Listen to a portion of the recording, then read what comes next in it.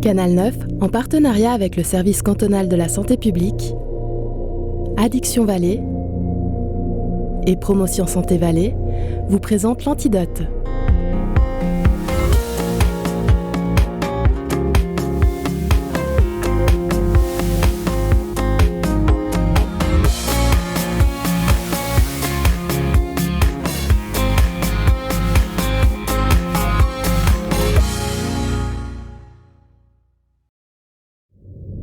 Ce désastre de ne plus éprouver de désir ardent. La perte de libido ne se traduit pas seulement par une érection moins forte, mais surtout par une baisse de désir généralisée. Peur de ne plus y arriver du tout. Un homme sur deux entre 30 et 70 ans souffre de dysfonction érectile. Les causes sont souvent d'ordre psychologique, mais depuis une quinzaine d'années, on sait que les causes organiques sont encore plus fréquentes. La dysfonction peut même être le premier symptôme d'une autre maladie silencieuse grave. C'est pourquoi les spécialistes insistent pour que les gens consultent, d'autant plus que les conséquences sur la santé sexuelle et mentale sont importantes. Certains hommes vivent avec la peur ou la frustration de ne pas pouvoir, avec parfois la sensation de ne pas être un homme. Il serait environ 500 000 en Suisse à se sentir seul au monde. Et finalement, cette peur de ne plus y arriver du tout. L'impact psychologique devient énorme. Amore mio, cos'hai? Stammi vicino, stammi vicino. Ma perché voglio umiliarti? La dysfonction érectile est l'incapacité d'obtenir ou de maintenir une érection pour avoir des rapports sexuels satisfaisants. Elle touche 30% des hommes entre 30 et 40 ans, 60% des hommes entre 70 et 80 ans. Seuls 10% consultent. Ce qui est important dans cette définition, c'est savoir que le problème est chronique, persistant, récurrent. Donc il ne suffit pas qu'un homme a une difficulté passagère, épisodique, sporadique pour définir cette difficulté comme étant dysfonction érectile. On distingue l'obtention de l'érection et le maintien, ce qui n'est pas tout à fait la même chose. Quand le problème est plutôt d'obtenir une érection, on s'oriente plutôt vers des causes organiques, plutôt. Ce n'est pas toujours le cas, mais souvent le cas. Alors que quand il y a une difficulté à maintenir l'érection, on s'oriente plutôt vers une cause plutôt psychogène ou à prédominance psychogène. Allora, che c'è Antonio? Che cos'hai? Il n'y a pas longtemps, une quinzaine d'années environ, on disait clairement que la dysfonction érectile était causée par des facteurs psychogènes dans 95% des cas. Donc c'était une maladie, si vous voulez, psychologique presque. Alors qu'aujourd'hui, avec les connaissances de la médecine, les nouvelles explorations scientifiques, on sait qu'en fait ce n'est pas le cas. On sait aujourd'hui que la première cause, à partir de la cinquantaine, c'est des causes somatiques. Donc il faut chercher lesquelles. Ma sai cosa ha avuto il coraggio di dirmi qui, in questa stanza? Mi ha detto che Barbara... Barbara è ancora come quando è uscita di casa, intatta. Le docteur Bianchi De Micheli est un spécialiste de la dysfonction érectile, comme il en existe peu en Suisse romande. Il reçoit les cas difficiles et essaie de chercher les causes dans l'histoire de la personne, dans son mode de vie, en analysant la médication qu'il reçoit, en investiguant les aspects psychologiques, sociaux et physiques. Avec son aide, nous avons pu rencontrer un patient qui tente de trouver les causes de sa dysfonction érectile depuis plusieurs années. Mais il n'a pas ce problème-là, il n'a peut-être pas réussi dans d'autres domaines. C'est des problèmes que j'ai rencontrés dès la période, on va dire, post-adolescence. Je n'ai pas les causes aujourd'hui exactement de ce qui s'est passé, mais j'ai subi d'importantes opérations au niveau du système digestif à l'époque. Et ensuite, ma vie sexuelle s'est développée normalement comme adolescent, avec un certain nombre de rencontres. À un moment ou à un autre, vous avez une relation qui passe par la sexualité. Et c'est clair que c'est toujours la problématique, il y a l'excitation, il y a la libido, il y a tout ce qui peut avec, et puis en même temps il y a toute cette pensée, entre guillemets, négative. Avant même d'avoir eu une relation sexuelle avec une nouvelle partenaire, on est déjà en train de se dire « j'espère que ça va bien se passer ». Donc c'est des moments stressants. C'est des moments stressants, même au début d'une relation. Vous avez beaucoup souffert? Oui, bien sûr, parce que si votre vie en dehors de l'aspect sexuel se passe bien, si vous êtes performant dans votre activité professionnelle, dans le sport, si vous êtes social, si vous avez beaucoup de relations, vous êtes admiré pour ce que vous faites, et puis en finalité, vous vous retrouvez de manière totalement seule dans votre problématique, parce que c'est extrêmement difficile de la partager. Donc c'est vrai que c'est une souffrance en permanence, et la société de tous les jours nous le rappelle quotidiennement. C'est toujours les performances, et c'est vrai que c'est quelque chose de difficile, même si on veut prendre du recul en se disant bon, il faut pas se mettre trop de pression, parce que la pression de principe ne sera pas un bon atout. Malgré tout, oui, c'est difficile à supporter.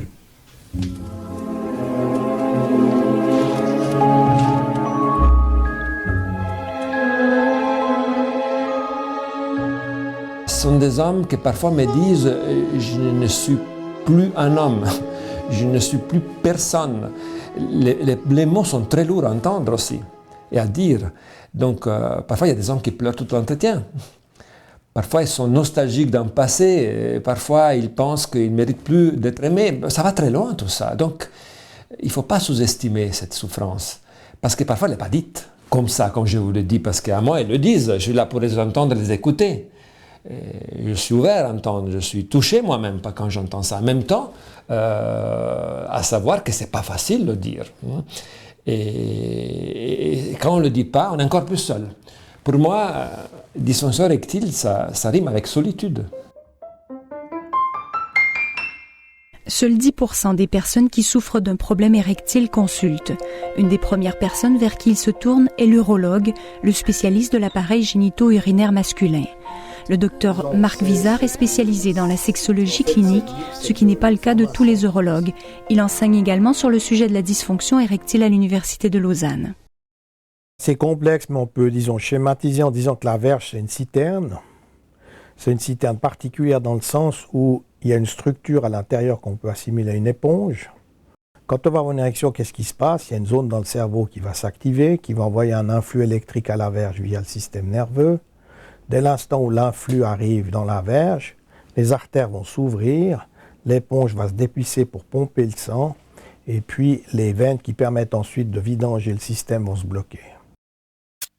Le phénomène érectile est complexe, tout comme la structure du pénis, et la dysfonction peut reposer sur plusieurs causes, allant d'un mal de dents à un dérèglement hormonal de la testostérone. Le pénis est composé de fines artères d'environ 1 à 2 mm de diamètre. Ces artères, comme toutes les artères du corps, peuvent se bloquer par le phénomène d'artériosclérose. Une personne qui souffre de diabète, d'hypercholestérolémie, d'obésité ou qui fume présente plus de risques d'avoir une artère pénienne bloquée.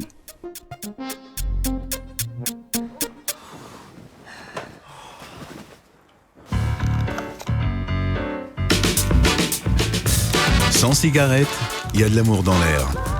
La première cause de mortalité en Suisse, ce sont les maladies cardiovasculaires. Un homme sur 2 décède en Suisse soit d'un infarctus, soit d'un accident vasculaire cérébral, soit de problèmes occlusifs des artères. Donc il n'y a pas de raison que les artères de la verge soient épargnées par le phénomène de l'artériosclérose. Et la notion qui est importante maintenant, qui est bien établie, c'est que vous allez commencer par avoir les premiers symptômes au niveau des artères de la verge, et puis plusieurs années après, vous aurez l'infarctus et vous risquez d'avoir également l'AVC. Pourquoi? Parce que les artères de la verge font 1 à 2 mm de diamètre, celles des coronaires font 2 à 4 mm et celles des carotides font 5 à 7 mm. Donc vous allez encrasser en quelque sorte tout le système artériel, mais les premiers symptômes que vous aurez, c'est au niveau de la verge. Vous avez par exemple, pour les hommes qui souffrent d'un infarctus, il y a 50% des hommes qui font un infarctus qui n'ont jamais eu de symptômes cardiaques. Par contre, il y a beaucoup de ces hommes qui n'avaient pas de symptômes cardiaques, qui ont fait leur infarctus, qui avaient des troubles d'érection depuis plusieurs années auparavant. Par l'absence d'une érection, si vous voulez, on voit quelque chose qui est encore invisible. Donc ça devient ainsi une sentinelle qui nous donne une sonnette d'alarme. qu'il faut entendre et respecter en tant que tel. Il ne faut pas du tout sous-évaluer l'importance de ceci.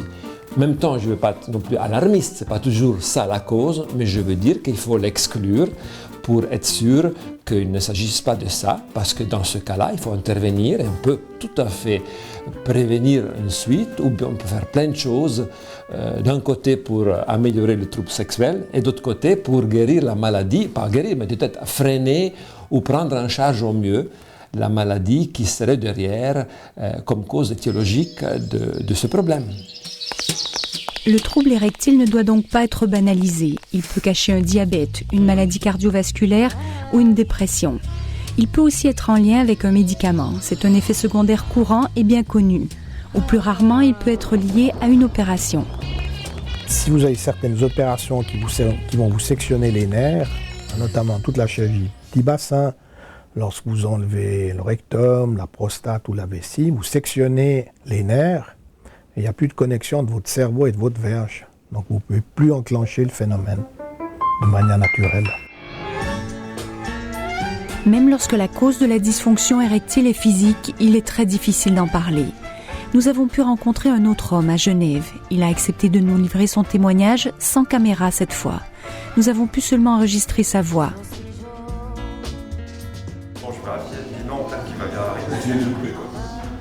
Il y a 14 ans, il a eu de graves problèmes au niveau des reins. Il a subi une greffe. Lors de son retour au travail, il a eu un accident qui a endommagé l'organe transplanté et il a dû subir une deuxième opération d'urgence. Nouvelle greffe de rein. Durant cette deuxième opération, des nerfs ont été sectionnés en lien avec la verge. C'est vrai qu'une greffe, c'est quand même important. Vous passez en deuxième plan tout ce qui est caresse, câlin, etc. parce que la greffe est le plus important. J'avais des moments de désir, mais la douleur, on aurait dit qu'elle amplifiait. J'avais des testicules qui venaient énormes, qui gonflaient avec de force douleur, donc manque d'érection totale. Ouais. Manque d'érection. Ouais. Moment de désir, oui, mais pas impossible d'avoir une érection parce que la douleur c'était énorme. Il reprend le dessus après la greffe. Sa rémission est plus importante que tout. Ses problèmes érectiles passent au deuxième plan. On a laissé un petit peu aller et je dirais que j'ai repris tout ça après 8 ans. Actuellement, c'est plus difficile parce que c'est vrai que, étant séparé, divorcé, j'ai fait des rencontres, donc il y a des hauts, des bas. Alors, vous rencontrez un médecin, on vous donne les pilules bleues pour essayer. D'accord, mais les douleurs, elles sont toujours là, donc qu'est-ce qu'on fait? On va faire des infiltrations, on va vous faire des massages, on ne veut pas vous opérer quand même parce que c'est quand même pas si évident d'aller toucher un nerf.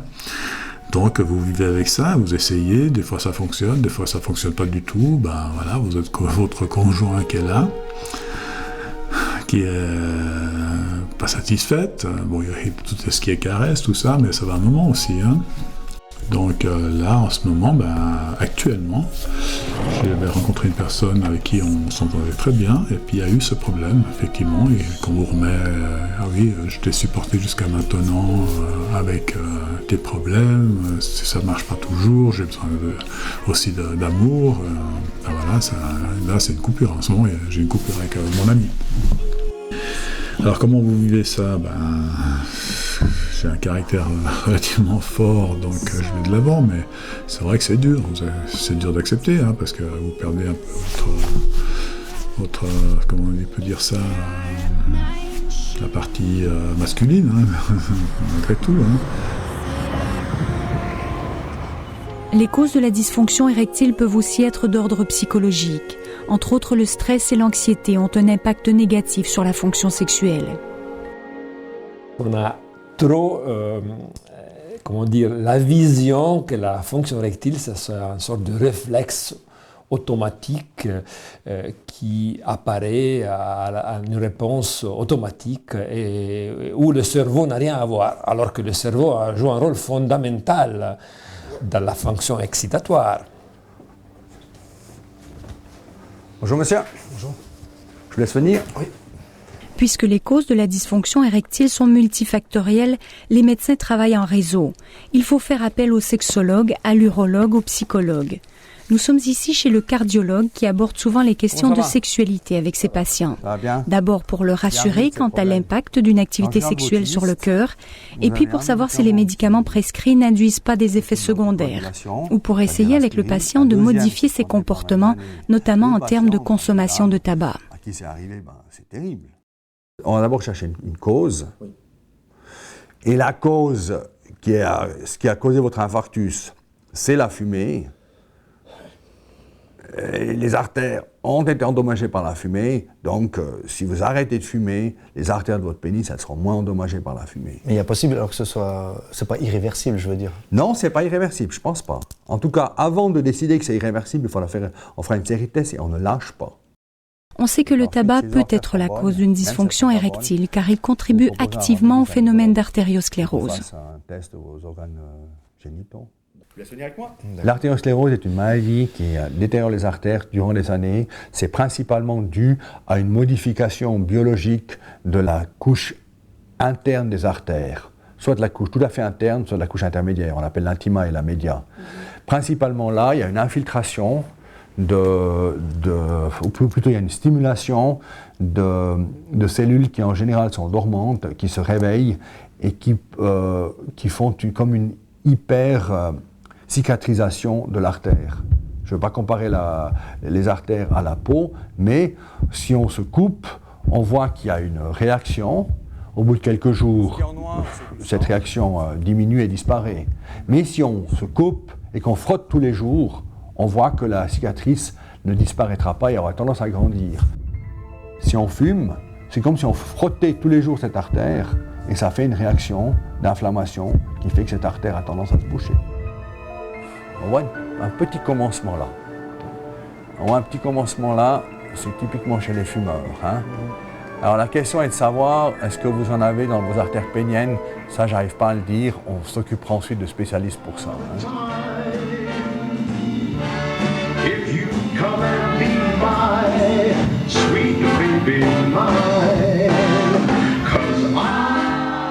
Sur le site stoptabac.ch, plusieurs personnes racontent leur expérience face à la consommation de tabac. Des hommes de tous âges remarquent des baisses de désir ou des impacts sur le souffle, la vigueur, avec des répercussions psychologiques. Moins forte, mais surtout par une baisse de désir généralisé. Le plus grave étant des problèmes de plus en plus fréquents de maintien, d'érection et de capacité à avoir un orgasme. Génial, à 26 ans. La perte de libido ne se traduit pas seulement par une érection moins forte, mais surtout par une baisse de désir généralisé. Désir pour sortir, se bouger, pour les femmes en général, pour tout ce qui ne concerne pas cette clope de merde. Quand on compare son endurance sexuelle de fumeur avec celle en étant non-fumeur, il y a de quoi avoir envie de ne plus en retoucher une. Plus de vigueur, plus de sensations, plus de souffle, plus d'envie. Et finalement, cette peur de ne plus y arriver du tout. L'impact psychologique devient énorme. Si on s'arrête de fumer, c'est toujours bien. Le problème peut s'améliorer, s'améliore souvent. Il faut voir jusqu'à quel point les artères ont été atteintes. Si les artères sont complètement bouchées, il faudra les réparer, les dilater, faire un pontage, etc. Ces opérations ne sont pas pratiquées au niveau de la verge. Lorsqu'une dysfonction érectile en lien avec le mode de vie est constatée, le premier traitement sera de travailler sur le comportement de la personne en l'incitant à modifier son alimentation, par exemple. Il faut considérer que c'est un moment important dans lequel il faut éliminer les facteurs de risque. Si la personne fume, il est bien arrêter la consommation de tabac. Si la personne prend des drogues, il faut arrêter ça.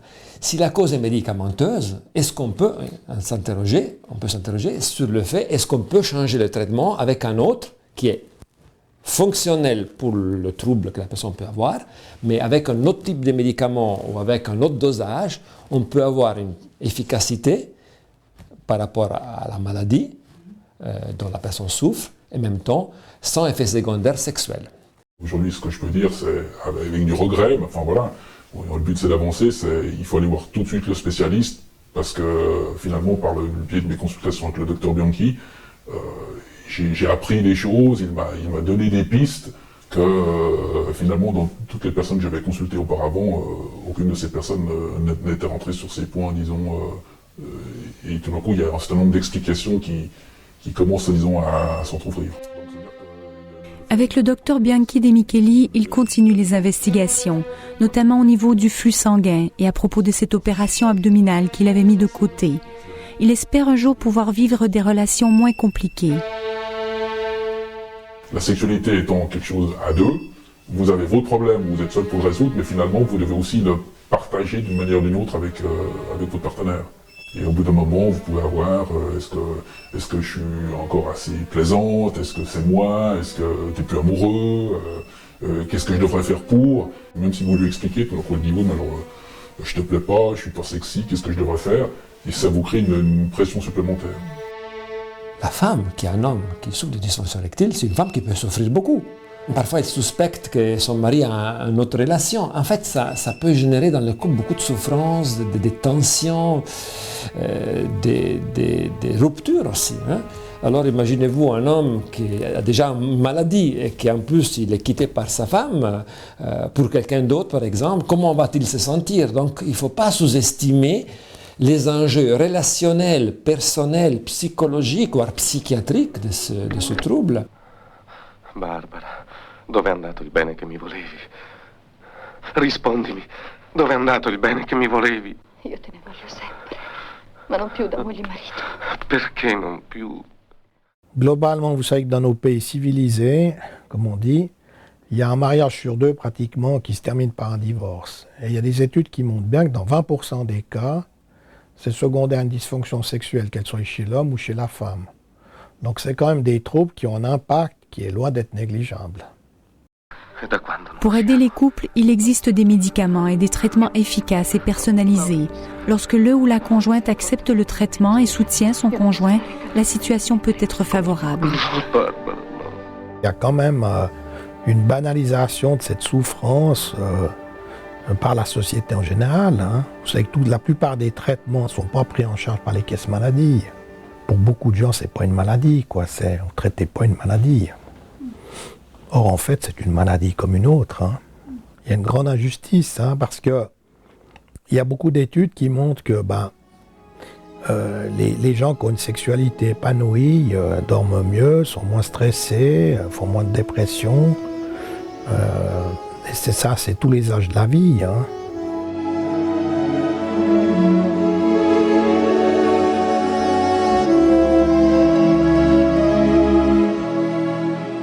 La sexualité, c'est quelque chose de beaucoup plus large, de beaucoup plus complexe, beaucoup plus fascinant qu'uniquement une érection. Et on peut avoir une sexualité très épanouie, riche, satisfaisante, érotique et excitante, sans mettre tout l'accent sur l'érection. Et avoir des fantasmes, c'est très créatif la sexualité. Donc, il n'y a aucune dysfonction érectile qui pourra enlever la créativité à quelqu'un, ni aucun médicament qui va donner la créativité à quelqu'un d'autre. Donc il faut nuancer tout ça et il faut ramener ce type de discours dans ces contextes pour essayer de les aider. Et parfois, quand on arrive à transmettre bien ce message, les couples se réinventent. La sexualité est créative, elle ne se résume pas à une érection.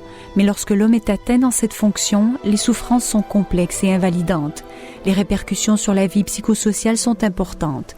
Il ne faut pas négliger ou banaliser la dysfonction érectile, il ne faut pas non plus la dramatiser. Il existe des solutions pour autant que l'homme ose consulter et demander de l'aide.